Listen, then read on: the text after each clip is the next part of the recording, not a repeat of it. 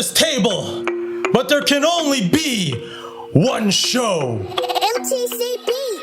It's time for the Money Mind Mastery Podcast. What's going on, everybody? My name is MP, SB. and we are the Triple M Podcast. Now, today we got a very special guest, and before we even introduce this special guest, we want to remind you guys, please remember to like, Share. comment, Subscribe. and all of that stuff. Do all of that stuff before you even it in start reverse. listening. Exactly. Do it in reverse. Throw it in reverse. You know what I'm saying? But remember to just comment, share this with a friend who would be interested in this conversation we're about to have, because the special guest right here, the man of the hour.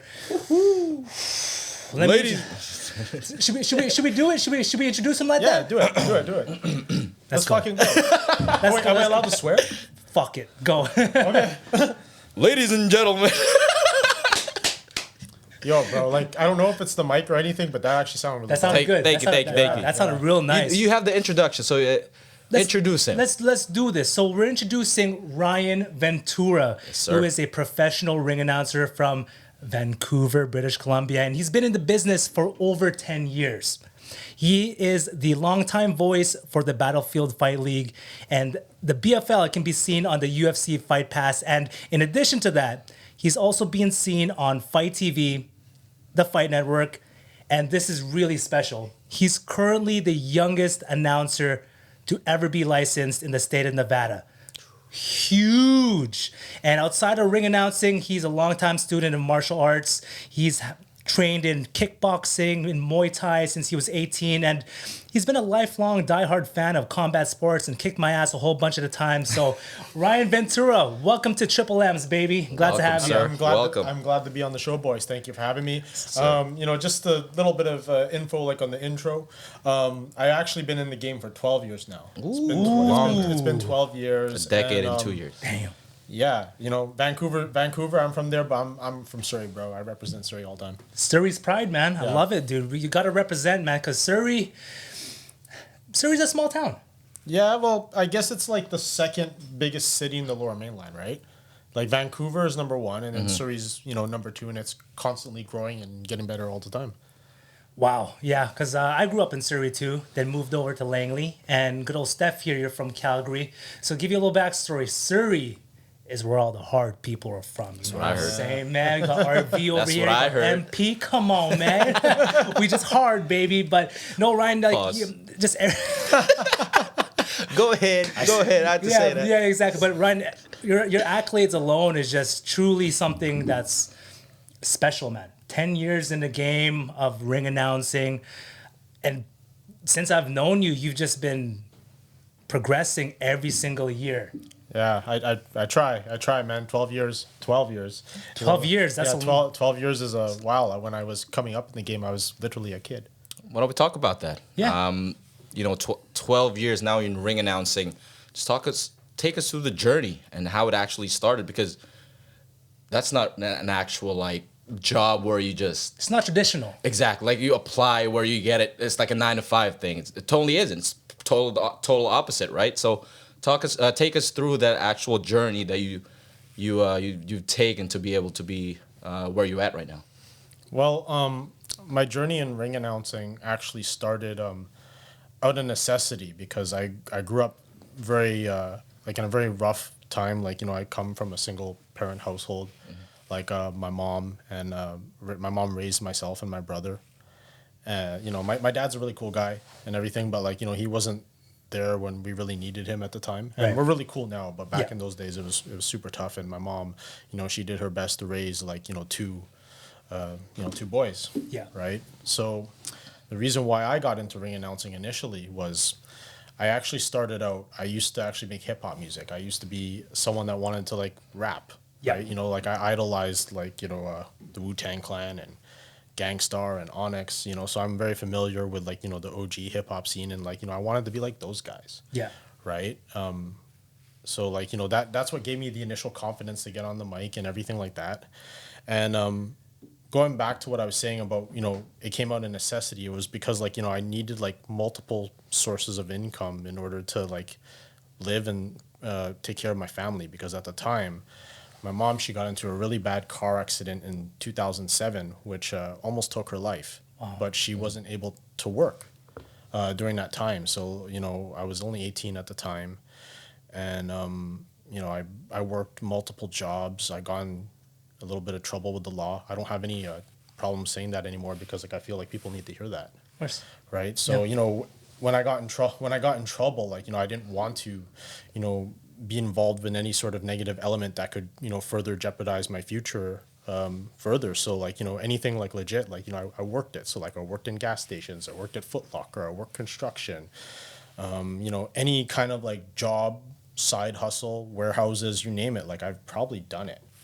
Right. And I started to make a little bit of, like, I was like trying to like think back, but yeah, I worked every kind of job that you can think of. And the reason why I got into the ring announcing, this is where the hip hop stuff ties in. I was at like this event in 2011 when the UFC was in town, and it was it was like the MMA Expo. And one of my other side hustles was I used to write mixed martial arts articles for a website called lowkick.com. Right. Okay. And they gave me credentials to go to the UFC event. And I went to the MMA Expo before the UFC card. And I saw this promoter putting up flyers for an event called Quest for Glory.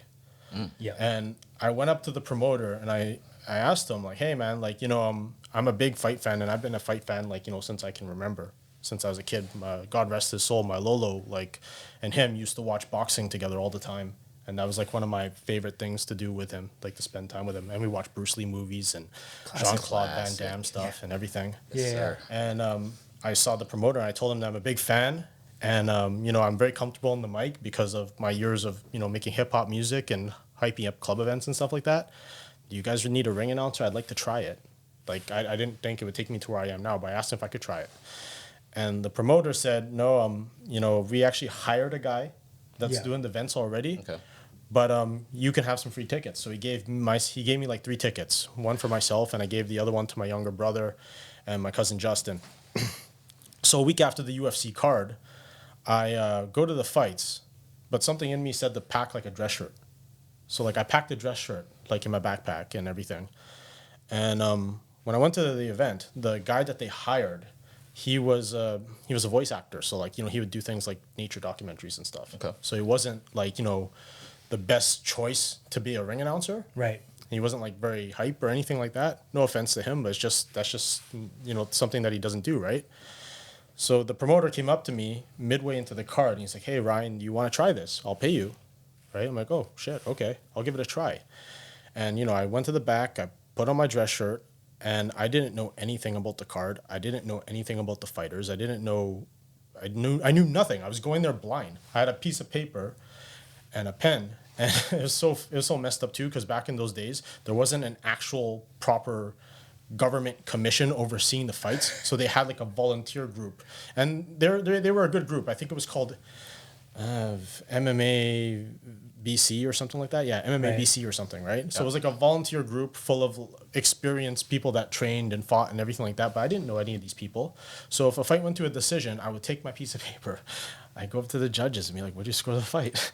I'd write it down. Yourself? Yeah, I'd write it down on the piece of paper, and I did my best that night. I look back at it now, like I'm obviously like levels different now because of the years of experience that I put in, and I was very green, but like you could see the intensity and the enthusiasm and the passion, and I guess the potential was there. Was one question before you move forward, not to cut you off here. No problem. Is that after actually saying that or after announcing for the first time, was that the moment when you're like, hey, this is what I'm going to do?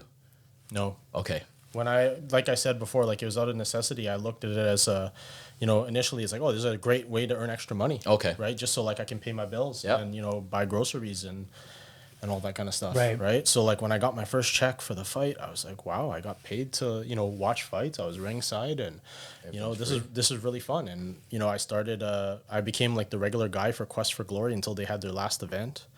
And then, I've pretty much worked every kind of combat sports event and professional wrestling too in town. Wow. That's so Right. sick. Yeah. I like that a lot, man. Yeah. So you've been doing it over 10 years. You've announced hundreds of fights. Yeah. How long did it take you to really find your voice? Because your signature tagline is "It's fight time." Yeah. Right. How long within that 12-year period did it really take for you to find your voice? I would say maybe into the third year when I became a regular announcer for Master Song. So Master Song is Shout out Master Song. yeah, Master Song is one of the pioneers of Muay Thai in Canada, and he's credited as one of the people to bring that sport to this country. And he had a series of events called the Muay Thai series, and I worked that event from, I believe, 2012 till its last event in maybe like 2016, right? Because it's expensive to put on cards, right? And I'm pretty sure they didn't make any money from any of those cards, because a lot of the proceeds, like, they actually went to charity and stuff like that too.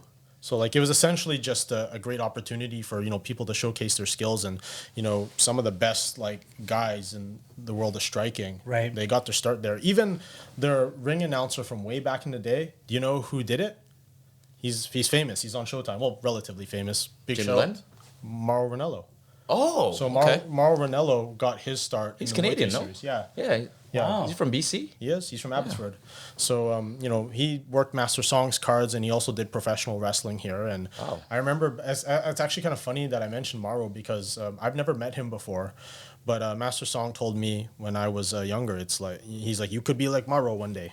Because like, That's sick. because Mauro, like, he works on Showtime, and he works Yeah. for Bellator, and he does like all the big, Yeah. he does all the big Showtime boxing. Oh, Actually, yeah. right? Yeah. And He's I the said, guy. and I told him, when he told me that, I'm like, yeah, I hope to be at that level one day. And that was 2013. Yeah, something like that. That's literally 10 years. Yeah. And look where you are now, man. Yes, sir. Right? Yeah, it's surreal. Like I still have a long way to go. You came like a really long way. So no, that's very interesting. It took you only 3 years to really find your voice, because some people take some years. Yeah. Well, I started to like really like become comfortable like with the mic in front of the camera, conducting myself as a professional, and just doing what I do now at the level that I'm at. I like that. So, you mentioned that you didn't know you wanted to do ring announcing as a career early on.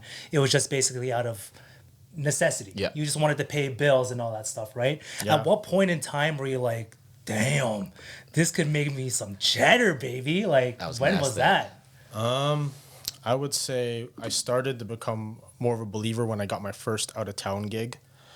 I got a gig working with this promotion out in Alberta called Fight Night, Z Promotions Fight Night. That's the actual like full name of it. And it's this guy that would, book a lot of ex-UFC fighters and Bellator fighters and, guys that are coming up in the Alberta scene. And they booked me for my first out of town gig. And at the time that was, pretty good money. Yep. That I made, and they flew me out. I was like, oh shit, man, like, there's a group that actually will fly me out here for fights and pay me on top of that. That's awesome. Right. And that's when I started to, think that, this could be something that I want to do. Right. Yeah. So is that's the moment that you're like, okay, this is what I want to do long term. Yeah. Like I would say as soon as like I started getting out of town gigs, that's when, things really started to change for me. But Yeah. it's really the Battlefield Fight League that gave me my start as a professional ring announcer, And in is my that opinion. was that year like is that year which year is that? So I got my start with the Battlefield Fight League in 2014. 14. Yeah. Okay. So that's a year after. Yeah, about a year after. Just a couple of years after you started actually. Yeah. Okay. Well, actually 3 years, because I started in 2011. There's a lot of like, timelines and stuff like that. And it's been a long time, but it's amazing how far I've come and, where this has taken me. Yeah.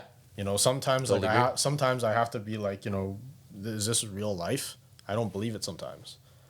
You talked about, when we were talking earlier, you said there were more closed doors, there's a lot of opportunities that you could have had, but you didn't get, right? Yeah. Starting, especially, Yeah.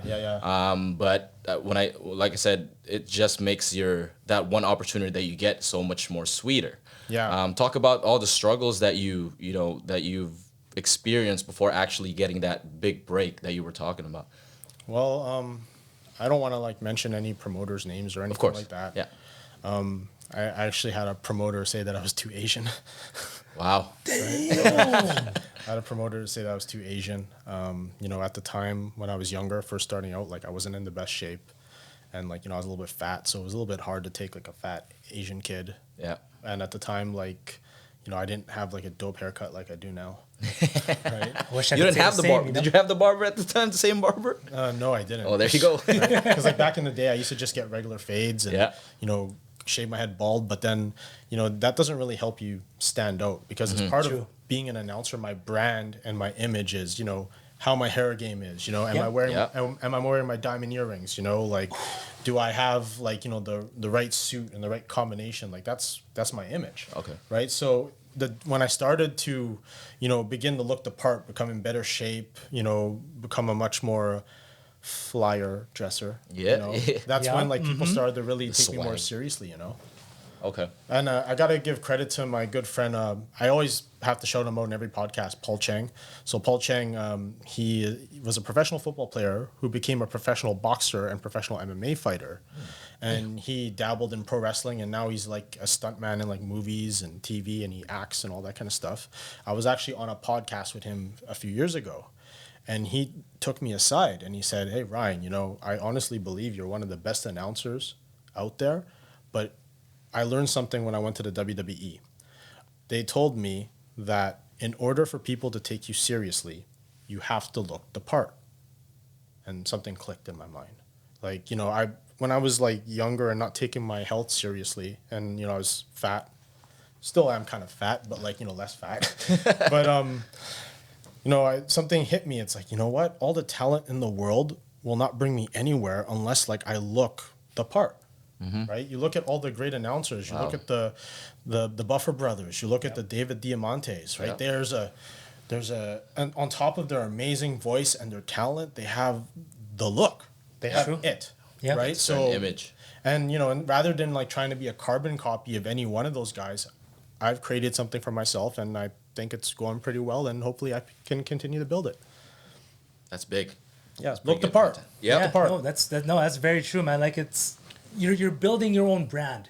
You every time you step up to the mic, you're announcing, and people see that haircut and that nice suit, they know it's Ryan. Yes, sir. Once they see that part, damn, I wish I had that too, bro. But you know what I'm saying? It has to be different. Yours has to be a little different. Mine's gonna have to be the wax, If it ain't shiny, it ain't Marvy. the Mr. Clean. That's true. If it ain't But shiny, it ain't Marvy. that's so messed up. I love it. Fuck you though. But so since we're on the topic of like struggle and like your struggles as a ring announcer, throughout your whole journey, there was obviously a lot of ups and downs, right? What was going through your mind? Like, what really kept you going? Like, let's dig into your mindset a little bit, because I know a lot of people would need to hear this. Okay. Well, one of the great struggles was, there would be some of, like growing up, especially coming up in the scene and doing events, sometimes I questioned if it was really worth my time. Just not because, the event was bad or anything like that. It was almost like, would anyone care if I was like even like doing this? Right. But then like, when I stopped overthinking it and just, kept doing it because I love fights. I love combat sports.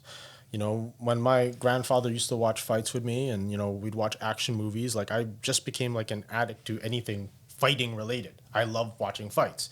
Like, Street Fighter is like one of my all-time favorite video games. I play Street Fighter all the time. I'm obsessed with the series. Yeah. Like watching Dragon Ball, like getting into like the first like UFCs, like I used to have to watch them on illegal black box or like, recorded like VHS or something like that. Yep. Yeah. So like I'm actual OG. So like before like the UFC is massive now. I remember when there was literally no holds barred. Like you could do anything, no gloves, right? It was real gangster shit, right? Yeah. But on top of that, like, you know, I'd watch boxing and, you know, I'd watch kickboxing and Muay Thai, and it just fascinates me to this day.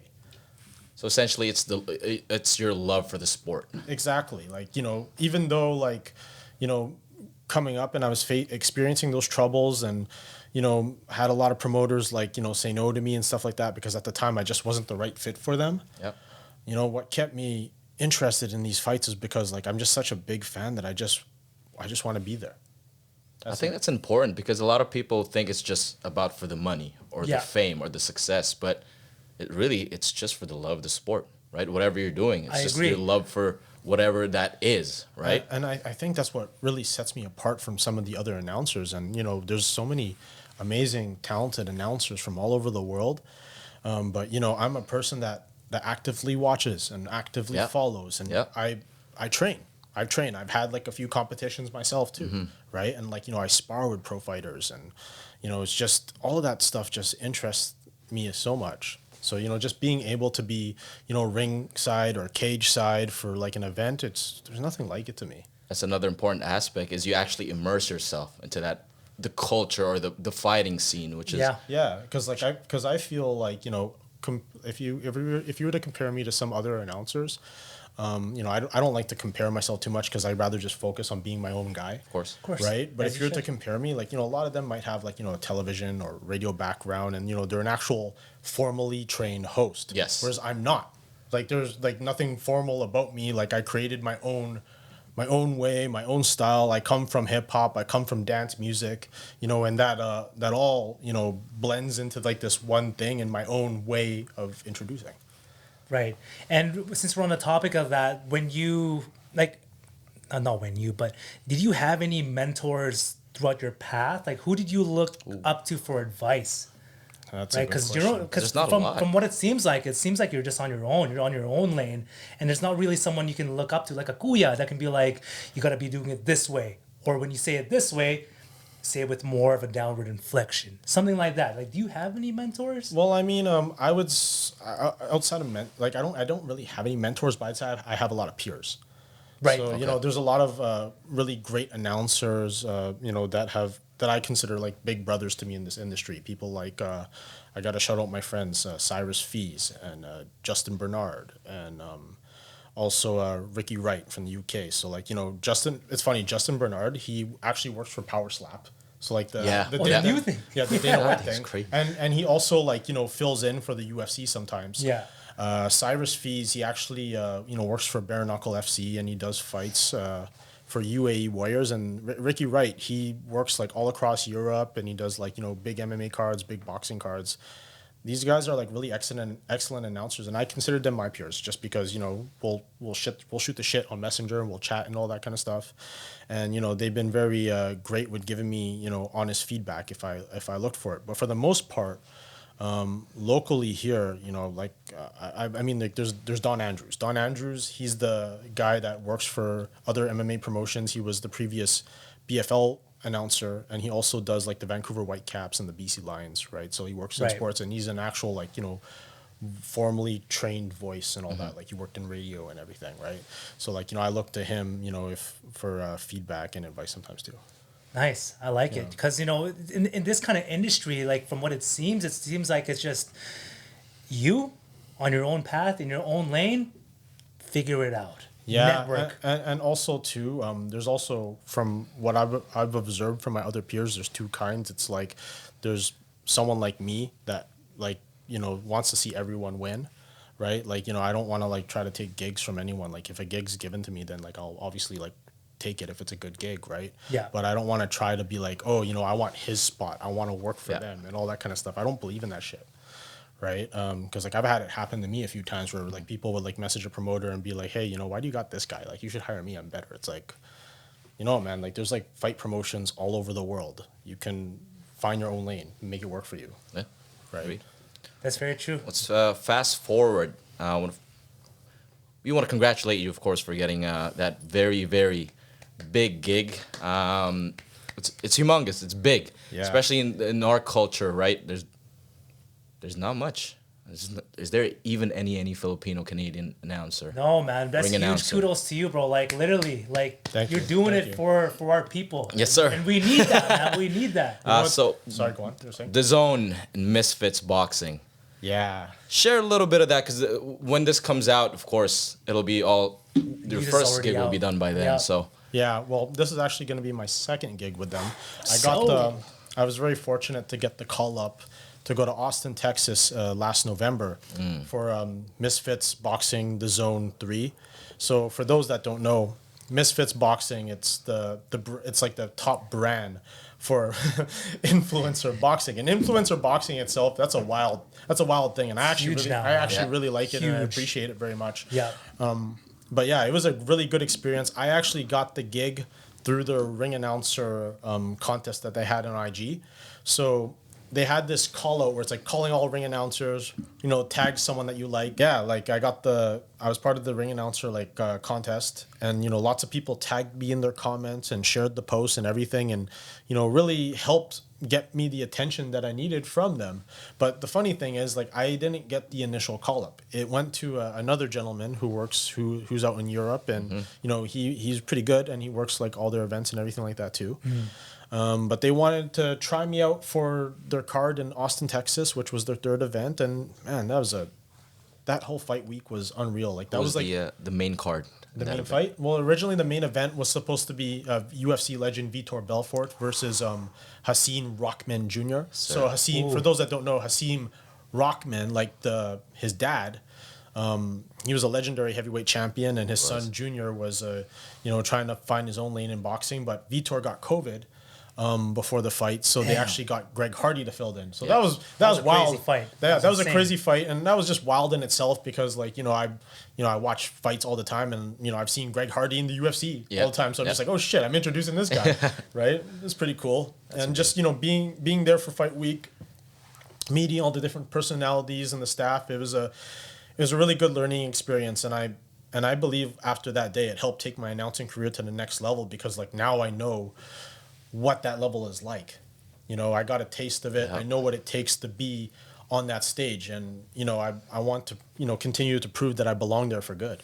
Now, were you nervous? Because that's live TV in front of and how was the crowd there? Because I couldn't really see. Crowd the was awesome. Crowd was awesome. Awesome crowd. Was it sold out arena, or how big was it? It was respectfully sold. Yeah. Yeah. Damn. Is it what, at least 10K or more? Well, that's where the Texas Longhorns play. So it was 20,000 thing. I remember you saying that when you were announcing it, the home of the Texas Longhorns. I'm Yeah, like, man, you got that's one of the things that I learned from pro wrestling. So that's what they would call a cheap pop. Yeah. So what that means is you say something to just get a positive audience reaction because they're Yeah. gonna like I that, love that. right? So I don't know. Please don't bite my style, but I'm gonna try my best to get to know the local sports team, and if that local sports team plays in that arena, I'll always include that in my Of course.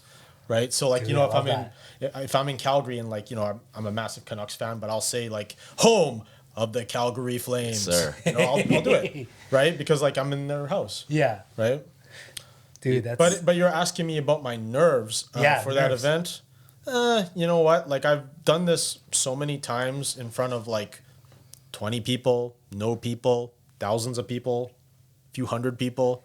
Doesn't make a difference to me. Just because when I'm in the ring or the cage, the only thing I see is what's in front of me. Yeah. Or the only thing I hear is in my earpiece. But otherwise, it doesn't matter the crowd. I still treat it like it's a big deal. Ooh, that's Right? big. So, I could, work the zone card for a big fight, but I'll introduce the local Quinnet boxing card. Yeah. Like it's the world championship fight too. It doesn't change for me. Again, this is the love for the game, right? Yeah, The love for the it's sport. passion, man. It's not about if you're paying me the big bucks, I'm gonna give this much effort. Or if you're paying me the small bucks, I'm not gonna give that much effort. No? Consistency. Yeah, exactly. And one of my motivations for giving these styles of intros is because I'm such a big fanatic, and I'm a Yeah. student of the game myself. I understand what it takes for those people to get to that level to fight, and also the courage, the work in their training camp. So I feel like when I do my introductions, I would be doing them a misservice if I don't do it properly. true. Right? Imagine being in ancient Rome or something like that, and they announce the winner the winner of like the thing, right? Like it's like a big deal, you know? Yeah. It's like a big deal. Like I'm not like no one pays to see the ring announcer at any event, but we are like, in my opinion, we're like that extra bit that makes the event awesome. Right? We like you agree. like you could take me away from the fight and the fight will always be good, right? It doesn't matter. But like I feel like, you know, I want to add that extra, you know, oomph, you know, to the fight.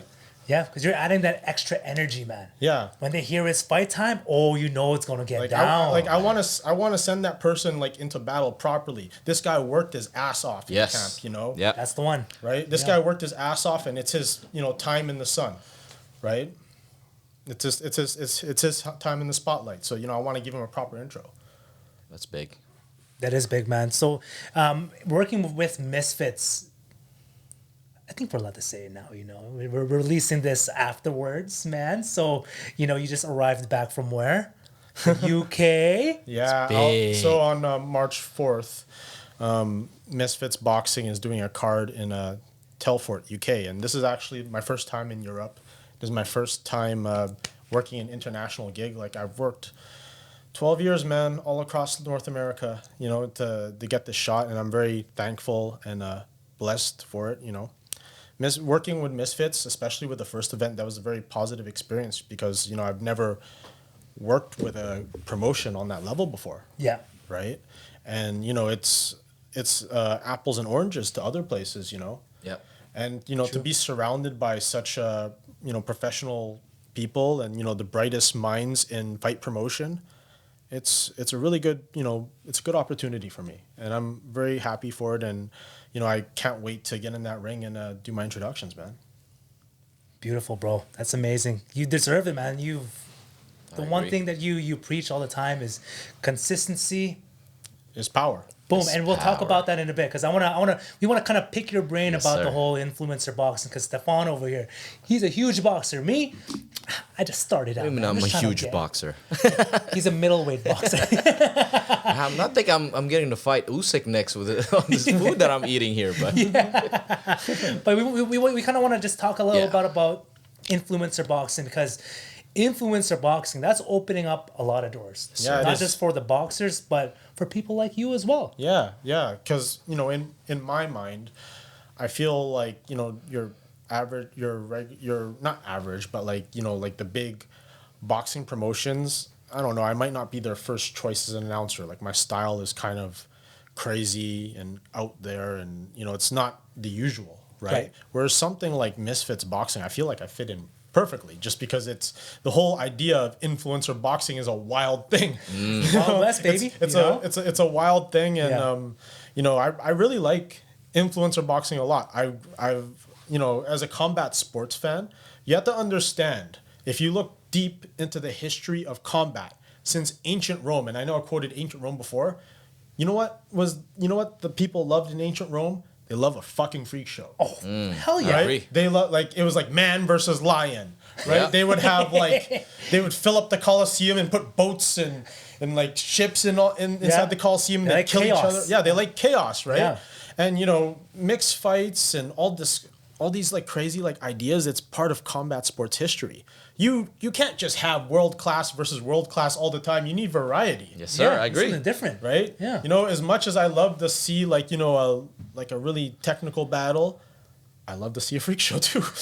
People just love fighting in general, right? they do. They love Even if violence. it's like actual technical fighting or it's just people swing. I actually Yeah. like that. I like that more sometimes. 100%. As men, we just like seeing violence. I'm a violent Yeah. person. I know Ryan's a violent person, right? Well, we're all violent. Ryan's like, what do you mean? and you know, with influencer boxing too, it's, you know, created a lot of great opportunities. I agree. You know, it's created opportunities for me. And the thing with the influencer boxing too, when I did my first Misfits card, I actually get recognized more for doing that one card than I ever did in my entire ring announcing career. Like Yeah. everything else that I do is like I'm on UFC Fight Pass, which is amazing. It's one of my favorite channels. But you know, to have like a 15-year-old, 14-year-old kid recognize you on the train or something like that, that's wild, right? And I only did one card. Yeah. One card. Imagine That's more. big, man. Yeah, exactly. know? Imagine more. Yeah. And like, and the good thing about that is it's introducing a new crowd into it. Yeah, exactly. That Right? I mean, growing up as kids, you know, we watched Power Rangers. You know, you watch movies, like different kinds of movies that like get you into like certain sports, like the Karate Kid, for example. The Karate Kid got so many people into martial arts. Yeah. Yeah. The Rocky movies got so many people into boxing, right? Something like influencer boxing, I'm predicting that maybe in like, 15, 10 years even, you're going to have like a future world champion talk about how he got into boxing and went into the gym because he saw Jake Paul fight. Yeah. Yeah. It's the truth, right? Very possible. It's bound to happen. And it also makes sense business wise. A lot of money. A lot of money can be made. A lot of opportunities Tons. are there, right? Yeah. So Because if you're bringing like what? How many influencers are usually there? Like 12? If you're bringing 12 influencers, Yeah. you're tapping into each and every one of them's crowds. Yeah, you're tapping into their network, and Yeah. I also kind of like it too because not even though like some people that might step into the ring, they might not be considered like, obviously they're not world class, right? It's a different kind of genre and everything like course. that, right? But it takes a lot of guts to step into the ring, man. When you're in the 100%. ring, you got your shorts on and no shirt on, like you're in a very vulnerable position. Like you could be flatlined in front of your mom and dad. Yeah. Right? True. You could be That's very embarrassed. true. You can be embarrassed and memed for life, right? So it takes a set of guts to really step into that ring. I agree. A lot of people know? are bashing. They were bashing Jake Paul, right? Because it's like, what does he know about boxing? Those are people that actually haven't fought because it takes. You gotta have big balls to be able to step in the ring, box. Yeah. Not only that, take all the criticism, and be able to win and perform. Right? I agree. Yeah, exactly. Big respect to any man or woman that steps into a ring or cage. It takes a certain level of crazy, a lot of guts and hard work. I agree. Right. So you'll never hear me say a bad thing about like these events. And also too, I'm very grateful of the opportunities that it's given me. Right. So for the rest of my life, I'm going to be happy to promote these type of things. Yeah.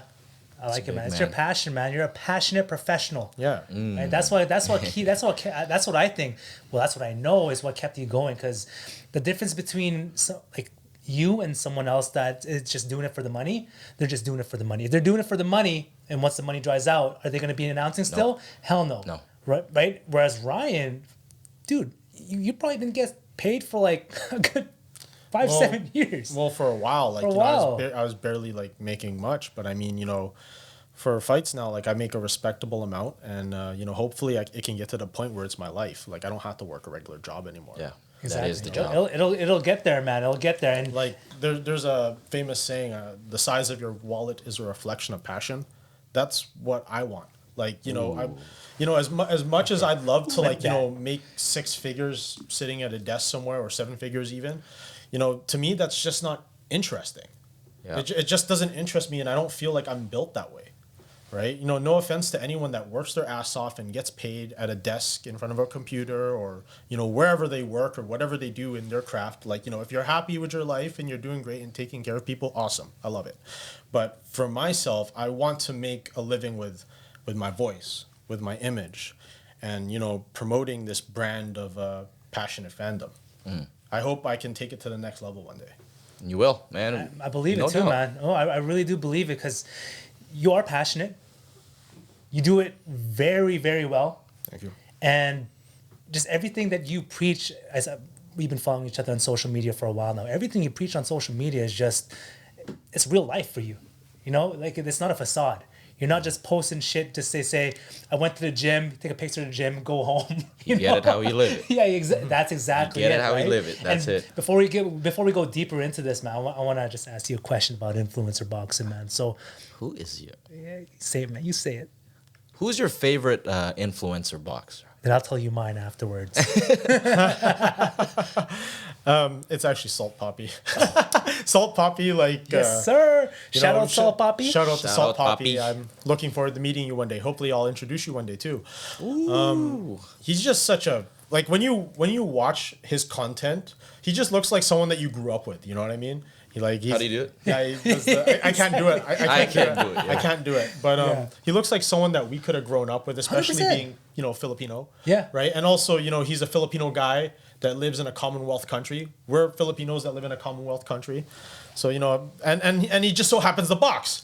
Like Yeah, box, true. like at the Yeah. level that he's at, he boxes really well, man. Dude, Oh, really good. Really good, bro. Right? And you know, the great thing about this too was from my first event, I've, you know, encountered a lot of really good people. So, you know, I'm not gonna bash anyone or anything like that. But yeah, he seems cool. I hope to, you know, meet him. I think I'll meet him actually. There you go. Yeah, you know, 100% you will. UK, he's gonna be there. Yeah. You I hope to meet him too. Come on, so Yeah, right. South Papa, if we ever out in London, man, in London, you know who to call, baby. Let's go. in the UK, in The London, UK, bro. man. Come Tara on. na, man. So no, that's awesome, man. Because we need more Filipino people representing. You know. Yeah. It was fun when Manny Pacquiao was there, but he's not as active anymore.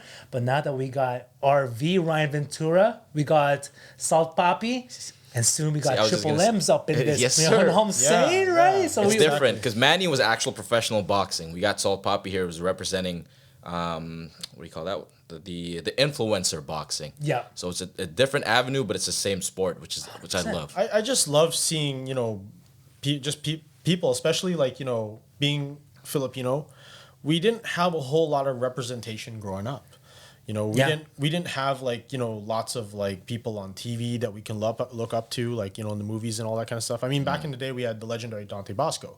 Yeah. You know, he was absolute legend, but we didn't have like that much representation. So to me, whenever I step into that ring and I'm in front of the camera, you know, I just want to show other Filipinos out there that you don't have to be the model minority. You don't have to, you know, just stick to like the mold or the script or anything like that. You can be your own person and you can be the best at it too.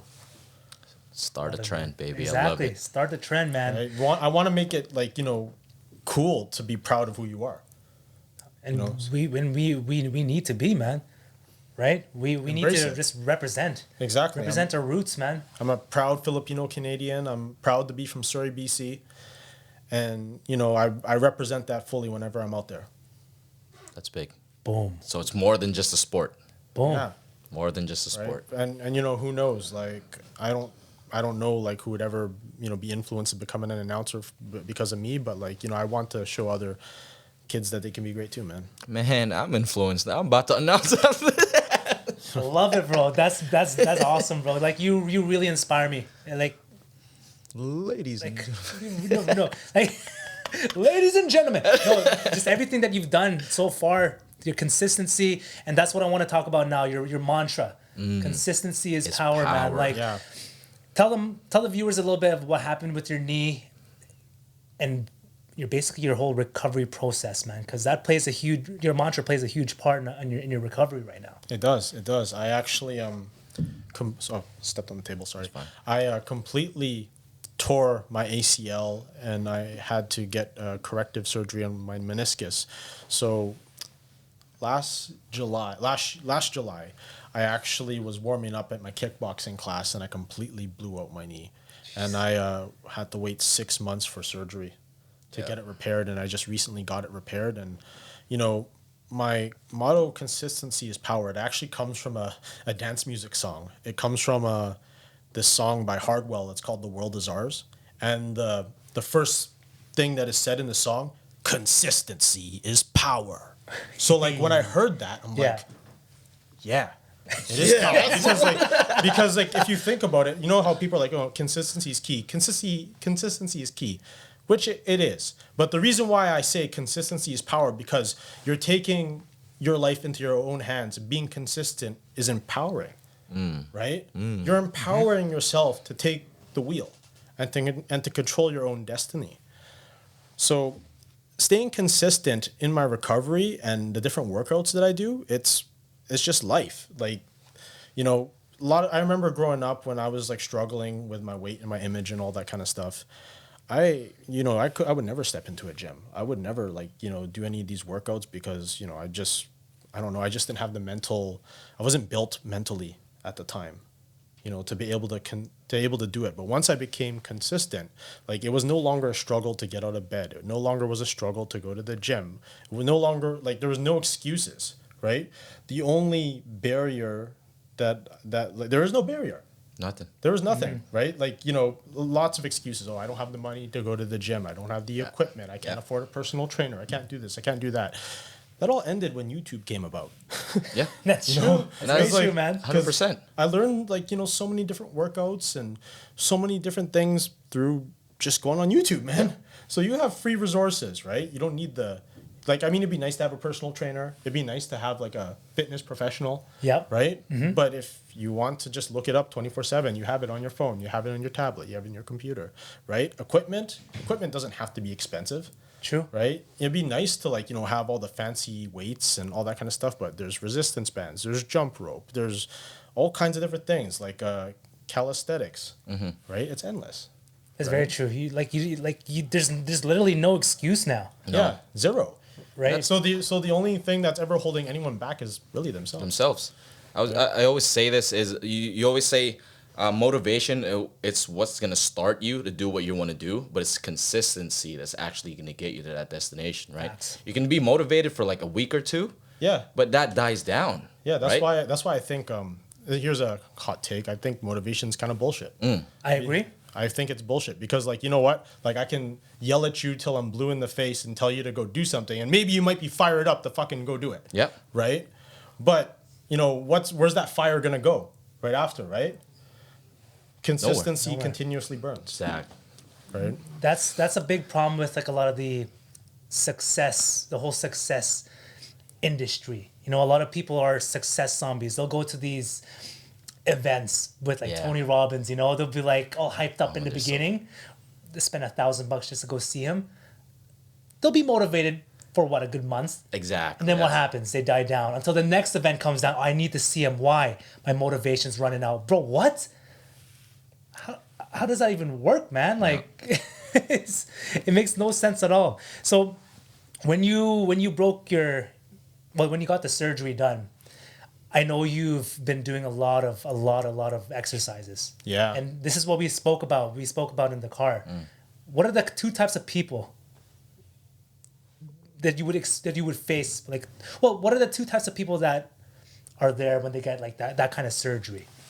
There's two types of people that are, there are two kinds of people after that kind of surgery. It's either you accept defeat and you just, let nature take its course. Or, you go do something about it and you become stronger and better because of it. Not just, it's as physical as it is, it's very mental as well, Yeah.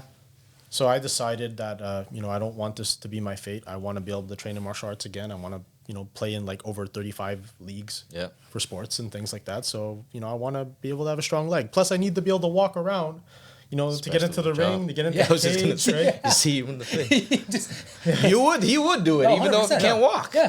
Yeah, Right? if someone would let me, yeah, for sure. Right? I'm pretty sure there wouldn't be a lot of places that'd be like, yo, you can't have that guy working with a busted leg, right? Yeah. No, I You would agree. if you could. Yeah, But what yeah, if I man, could? like I'd rather strengthen myself and become better for this entire experience rather than accept defeat, and it's just not good enough for me, Always more. You always want to do more, Yeah.